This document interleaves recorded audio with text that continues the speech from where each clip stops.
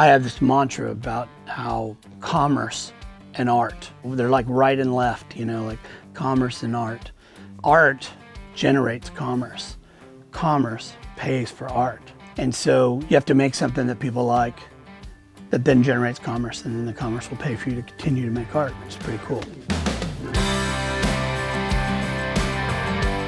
Hi, my name is Vance Powell, and you're here in Nashville, Tennessee. It's Sputnik Sound.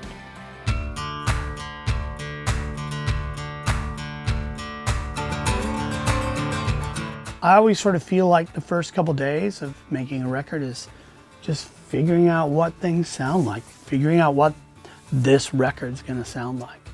I ask for songs ahead of time, and you know, I've had artists send me 35 songs, and I've been like, wow, let's not do that. Why don't you send me 15? Send me your favorite 15. And then it'll be like, okay, cool, here's 20. All right, because, okay, I'll figure that out.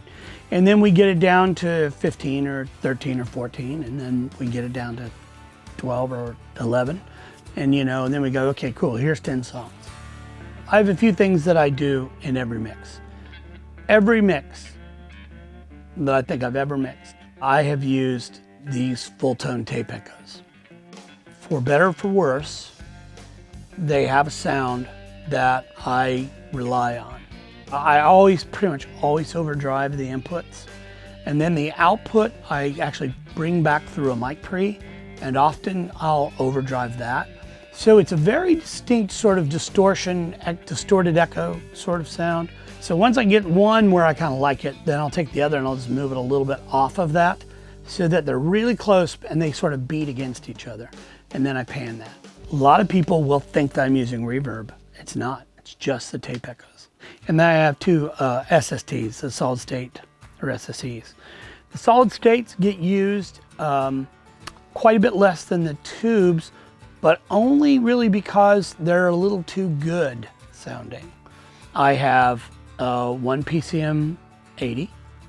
I use a PCM 70 all the time. I love it. That's from the 80s. That's like 1984, 85. The DN 780, which is a Clark Technic piece, that's from the 85. And I love the 80 because it was full of patches that had delay. So it has all these delay and reverb. And it's actually really, really cool. I have the coolest spring of all, the Grampian 666 ambiophonic reverb system, also known as the Devil's Boing. I have an Eventide 910 harmonizer that works, it's great. And then there's a pedal patch board up here. And basically what it is a pair of radial XTCs in and out that take a +4 signal down to -10, then -10 back up to +4. And then I just patch whatever I want up here. And I have a ton of Earthquaker pedals, which they just blow my mind. And then if I go over here real quick and just pull one off the wall, like this is a Earthquaker organizer. I use this all the time. It's really cool on vocals and stuff for like really schmeary, big moving sounds. And these are all just stuck on the side of this board. I can just pull off at any time. You'll also notice I have an MXR flanger doubler, the real thing there. And that is a part of the loop that has an out route in the front. I can just patch it right in. I use that all the time. Behind me is an SSL 6000E from 1986. The first thing I did was modify it so that the stereo 2-bus is not from the film desk. It's actually an API mix bus. Quite a customization going on in it.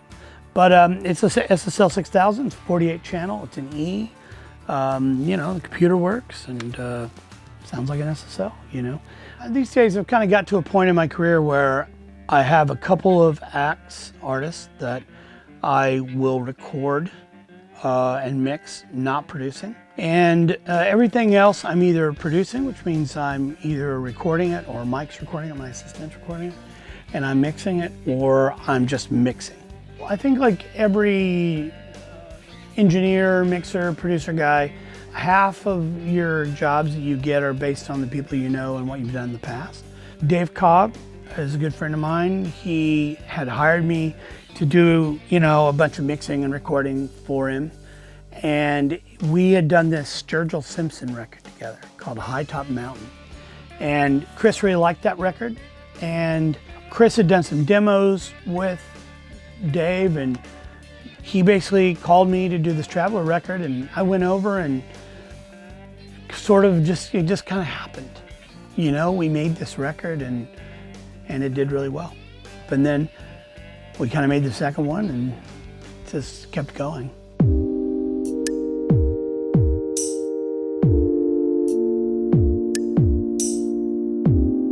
Well, the best thing about Nashville, in my opinion, as far as the engineers and things go here, is that I'm not competing for anybody's job.